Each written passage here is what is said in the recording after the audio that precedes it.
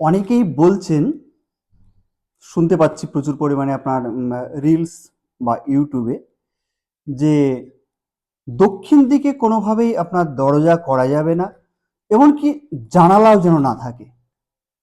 জানি না ওনারা কোথায় থেকে তথ্য পাচ্ছেন বা পেয়েছেন, সেটা যাক। আসল যে তথ্য সেটাকে জানতে হবে। দক্ষিণ দিক আমাদের যে 180 ডিগ্রি, সেই দক্ষিণ দিকে আমাদের রিল্যাক্সেশন, নেম, ফ্রেম এগুলো কিন্তু আপনাকে দিয়ে থাকে। অতএব দক্ষিণ দিকের এবার ঠিক ডিগ্রি রয়েছে।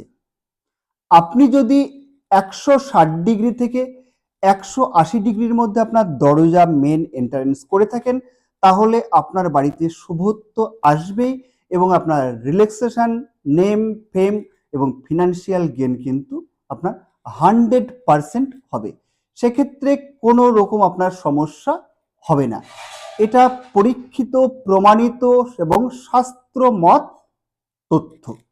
অতএব আপনারা নিঃসন্দেহে আপনারা দক্ষিণ দিকে আপনারা এই যে ডিগ্রি বললাম, এই যে জোনটা বললাম, এখানে আপনারা মেন এন্ট্রান্স করতে পারেন এবং বাড়ির মুখ দক্ষিণ দিকে রাখতে পারেন, কোনো অসুবিধা নেই।